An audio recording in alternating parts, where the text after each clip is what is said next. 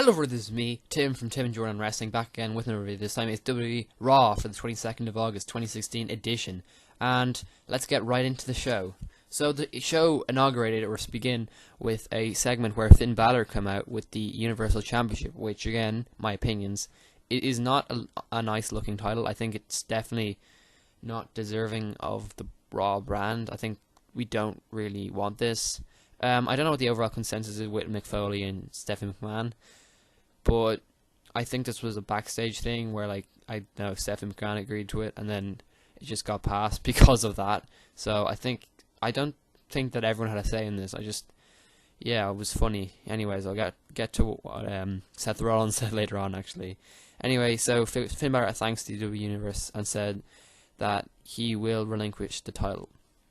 Of course he has to, because he had that nasty looking arm injury yesterday caused by Seth Rollins hitting the turnbuckle powerbomb on him outside the barricade.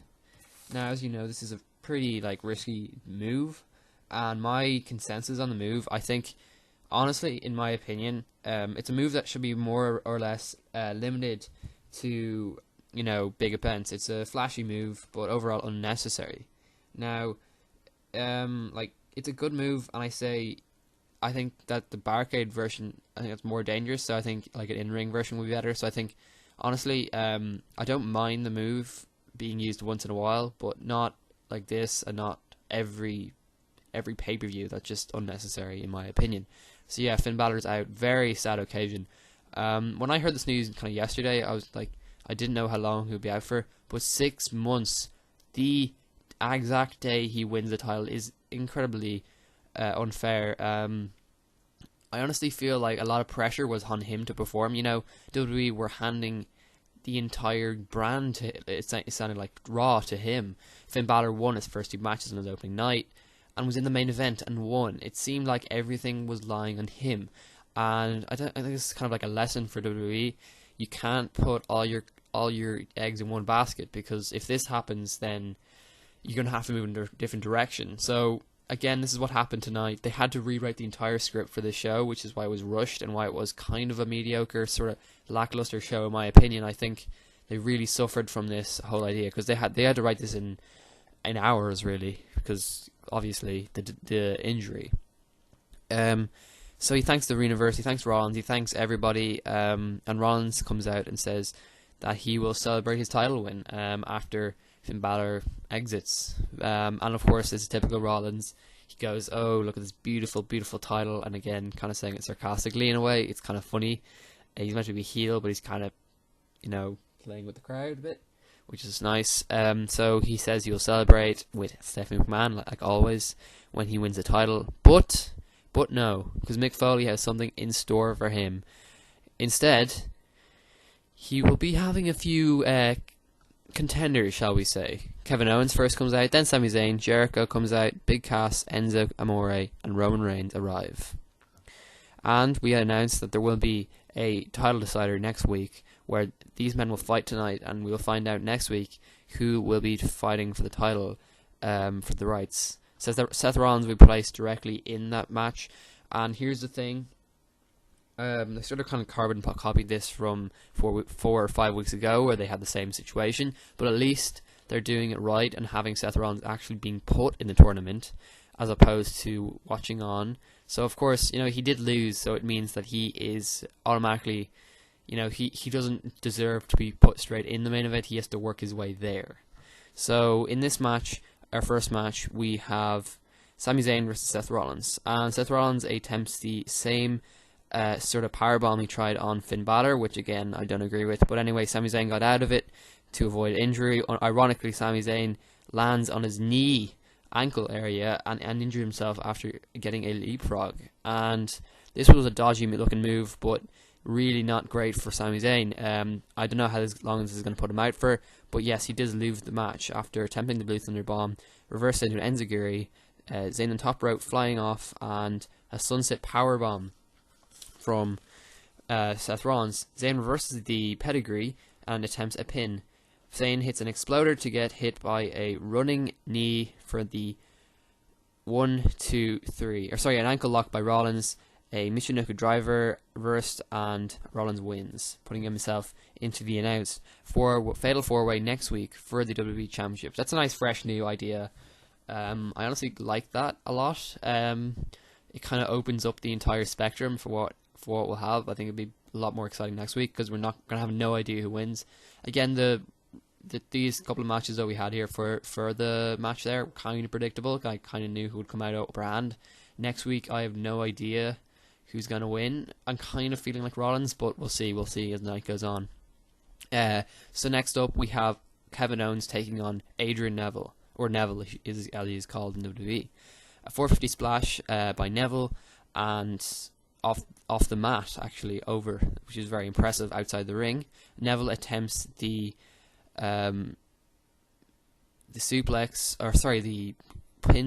combo for a near fall. Owens then versus the Red Arrow for another suplex. Neville dodges the powerbomb, and next up we see a torture rack from Owens for the win after putting it into a neck breaker.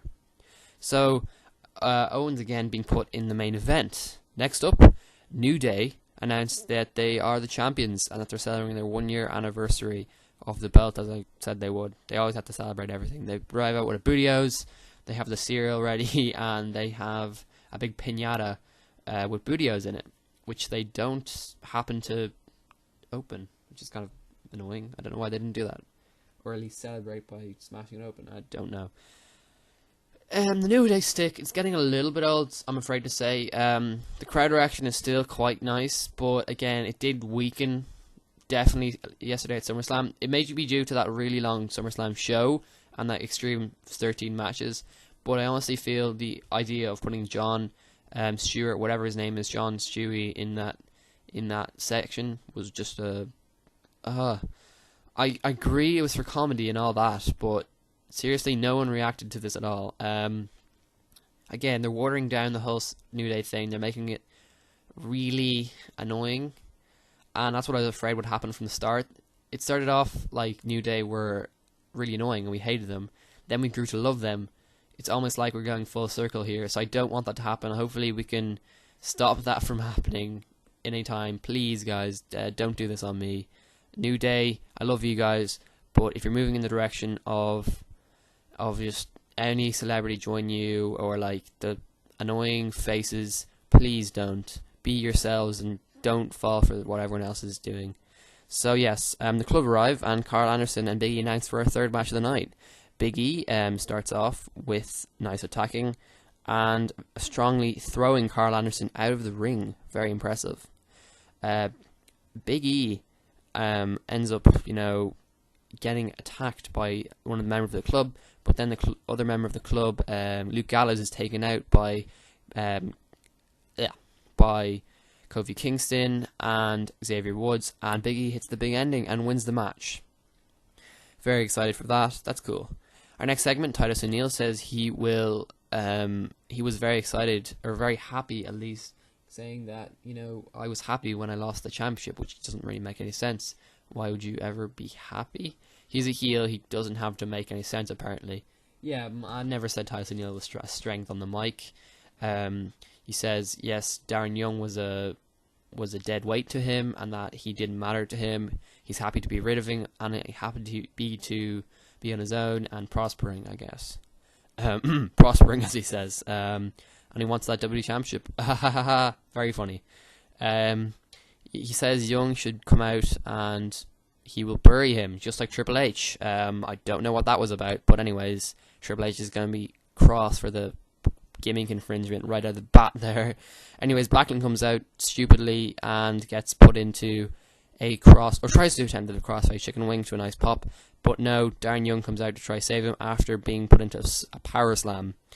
And Darren Young sort of like there, kind of arguing with him, but then of course Titus O'Neil attacks Darren Young, takes him down. Yeah, again, I hate this feud. I don't get the redeeming quality of this. There's ironically a little chemistry here. It doesn't seem like they hate each other. It just seems like they're kind of annoyed with each other a little bit, and neither one seems to be doing anything. So it's like It's not even like, oh, Titus O'Neil is prospering without Darren Young. It's almost like he's just stuck. He's just stuck in one place, and he probably would be better off, I would say, with Darren Young. So this is the funny thing about this feud. It doesn't mean anything, really.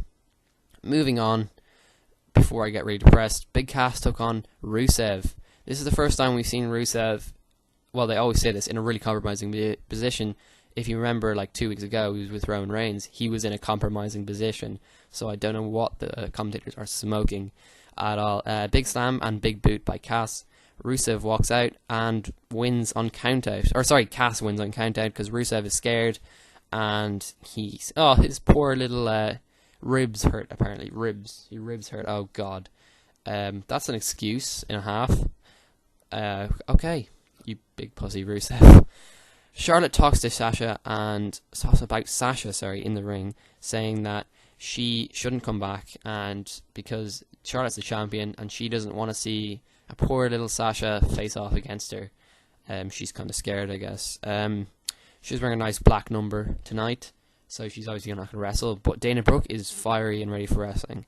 Mick Foley comes out and says congratulations to the really pretentious looking Charlotte. Foley says that he has signed the hottest new free agent, and we all know who it is. It's Bayley. We get an eruption from the crowd, and out comes Bayley. Bayley takes on Dana Brooke in a match to prove that she's a good wrestler, and of course, Bayley gets the win. No problem with the belly-to-belly suplex. Very happy for Bayley. Again, I love her. She's my favorite women's wrestler, just based on character. She may not be the strongest in the ring. I've got to admit that. But she can put on great shows no matter what. She seems to absorb. She's like a sponge. She absorbs the great matches. She can work well with any other wrestler. She's fiery on the mic. And, well, maybe she's pretty good on the mic, honestly. She's not amazing on the mic. But for some reason, she has a great personality, great character. And I think this is going to be a really dynamic feud between her and Charlotte. I did say, yesterday, my predictions, SummerSlam predictions, that she would get into a different feud.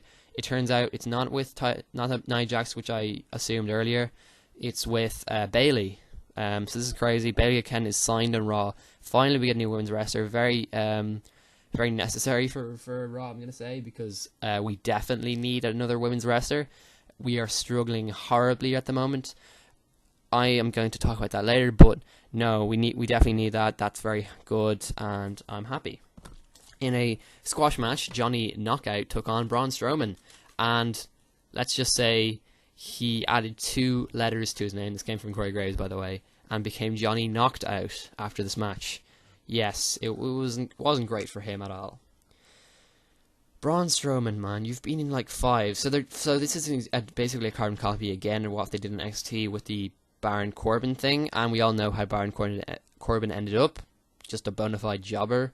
So the ironic thing about Braun Strowman jobbing out many people is he's probably going to become a jobber himself soon. And I don't want to say that. I don't want to be all patronizing in it anyways. But I think, honestly, in my opinion, honestly, I'm going to keep saying this, but Braun Strowman is not impressive at all facing off against jobbers. I said this with Baron Corbin. He needs a proper opponent. I don't get impressed when he just takes down. It's sort of like a showcase of the moves, but there's no pizzazz there that I would say, oh, he's got star quality. No, he's just taking down jobbers.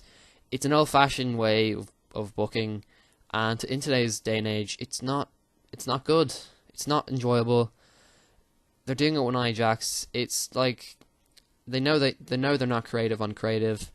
Come on, guys, be more creative than this. You have nothing for either Nia Jax or Braun Strowman, so please book up something. I want Braun Strowman to be fighting. Here's a perfect booking. You could probably put him against Titus O'Neil. Then you could put Braun Strowman over, winning against Titus O'Neil. That would be fun, and that would give Darren Young a bit of a leverage on Titus O'Neil, because you need that in that relationship, because they both are struggling to have any reason to be angry at each other, really. So again, you get to fix 2 feuds in one. I think that's a decent idea. I think there's so many wrestlers here that have the opportunity of getting into a nice feud with Braun Strowman, and it doesn't have to be him squashing the other opponent. It can be a fair feud where he eventually wins in the end. That will be a good way to end it. Anyway, we're short in time here, so we're gonna get into the next point of the show. Throughout the night, we saw vignettes of Dudley Boys saying goodbye to the WWE Universe, saying they're retiring, saying, oh yes, we had 1 year on the exact day, 1 year ago we came back, we are now leaving. A very clever way to leave. Brooklyn, that's their hometown. They want to leave on their own ground, on their own terms. They want to do it at home and be, happy about it and be, selecting. They don't want to be injured and have to be forced to retire. No, they want to do it on their own terms. So this is actually a good idea. I honestly thought they would be better off working as a team because that's when they're at their prime in their career. So this is always a good way to go. So I'm excited I'm excited to be there for that. And yeah, it's good to see that they're going to do this. So they come out and they say, oh yeah, we've gone through all the best moments. They kind of recount their TLC match and say the WWE Universe again. They're thanking the WWE Universe, which is kind of boring, but anyways, that they are thanked for everything, and how they had such a good reception. Even when they were hated, they thanked the WWE Universe. Interesting enough. I guess that's going back to their priestly days. Their reverend days. But anyways, the Primo and Epico come in and ruin the party and basically just taunt the living heck out of them. Again, the Dudley Boys attack, and then we see the club come out and attack as well, which is nice. Thank you. A magic killer on the table, and there you go. The club ruin a great ending to a career once again. No, I hate this. Club, why are you doing this? Club are complete assholes. I don't know why, but I honestly can't believe they would do this. It's one of the main problems I have with Raw. I'm gonna just recount the main event right now. Roman Reigns versus Chris Jericho, very predicting event. Jericho takes the eyes off Reigns with the rake. Then Reigns hits back with numerous punches, and when I say numerous punches, I mean the entire match just becomes Reigns' showcase. He gets the drive-by shooting, as I like to call it. That's not meant to be funny. It's just that I'm just saying how stupid the sound of the name is for that move. Then Superman punch, and whoop-de-doo, Owens tries to come out, tries to save it, but no, because he is Roman Reigns, he cannot lose. So, a Walls of Jericho gets reversed, he hits the Superman punch, and Reigns wins, and is putting in the final place in that Fatal 4-Way. So the Fatal 4-Way, just to remind you all, next week on Raw, in the main event for the Universal Championship, it is Reigns versus Seth Rollins versus Owens versus not Jericho versus who else did I say? Versus Big Cass. So that's going to be a very exciting opportunity. Big Cass has never been in a title match before, so that's going to be an interesting little tidbit for that story. Again, Seth Rollins I have my money on him winning. The whole thing about Roman Reigns winning is BS. It's just a way to showcase him again and put him in a big statured position on the show. I know he's not going to win because he already still has the program and he wants to win the United States Championship. So, I mean, that would be pointless for him to back out of that. Because he does have an opportunity to win, but I think he'll fall short, just short. I think he will be one of the hopefuls to win, but again, he's just going to fall short. And Kevin Owens is just going to be there for the flashy moves and to improve the match overall. Yeah, that's the show. Raw was alright, I guess. I'm just going to list 5 points I just hate about Raw at the moment that I think need to change. And I know these won't all be changed. I mean, they're impossible to change all of these points, but I just wanted to list these out and just say that Raw is not good at the moment. It's a lackluster show, as I said. The wrestling was good and decent, but everything else just fell apart in my mind. You had the number one, I'm going to say, Finn Balor getting injured. It sucks, and I know WWE have no control over that, but it ultimately affects the entire show. It's sort of like a trickling effect. The main event trickles down and affects all the other matches, and the other matches affect all the lower matches. So it kind of just ruined the whole show, in my opinion, and then it moved it from being a decent show to a lackluster show. Secondly, the New Day. The New Day are a watered-down version of what they used to be. They are not as exciting, and they're kind of predictable. Their mic work has gone down in recent time, and there's no going back. I think they need either a strong feud or just to back down and go their separate ways. which is sad to say, but again, they've already reached a year. I think WWE are going to probably be putting this into an end pretty soon. Our third point on the show, on Raw and all, is Brock Lesnar. Now, we all know Brock Lesnar is going to be facing serious consequences, but the fact that they did not give a reasonable explanation on the show, and also the fact that Brock Lesnar is meant to be booked so highly, really leaves a void on Raw. It's sort of kind of crazy how much they relied on him in the past, and it almost feels like they're suffering even though he never really was featured.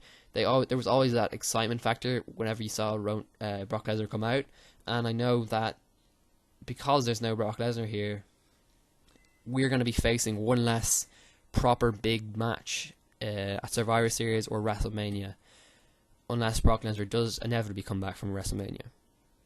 My fourth point is that of Dudley Boys. Why did they have to go in such a way where the club came out and attacked them? I think it's more the club than anything. The club are just annoying in general. I don't appreciate what they do. It's just, I know they're meant to be heel and all, but it's kind of petty the way they do this. And you know what? They're just kind of sore losers in all. Yes, they did happen to win, but that was kind of DQ circumstances, and they never really are good as they say they are, and in the ring they're just kind of all over the place, really. My fifth and final point is that Raw is the Universal Championship. Now, the title design, as I said earlier on, I think at the start of the show, it's not good looking, it's ugly, it's just, the Universal Championship, it needs to change soon. They're going to have to quietly change the design of that title, because every time I see it, I can't believe my eyes. It looks worse close up, at least from far away. I can kind of understand why they went with it. I mean, it is eye-catching and it does go with the colour, but when you see it up close, when you look at the title, you can see it's a carbon copy, but as WWE like to do, it's also an ugly red, and you can see all the etchings on the red, the leather. It looks really weird. And they only, like, the whole strap is red as well. It's just not a good look. It's the most lazy belt design I have ever witnessed, and I'm talking going back to the 80s with WWE and even the 70s. I mean, all the designs are original, so I can't believe they've done something like this. There's no reason for this. Even small things like this, and it might sound like insignificant to talk about something as small as a belt, but trust me, the belt demeans the champion, and it demeans the show in general. It's not a good thing, and it's not a good direction for the WWE if they're going to continue on and act in such a lazy and pathetic way. So honestly, I think next week is going to be a lot better. But honestly, this week was just a showing of how Raw can suffer and just not do well at times. So thank you guys for watching. This has been me. I would definitely give this show a C+, only because it was lackluster and it was on the fly. All the matches were just all over the place. The moments were all over the place. I don't understand some of the things they did. It was weird. Thank you guys for watching. Much like SummerSlam, I am confused. See you all next time. Bye.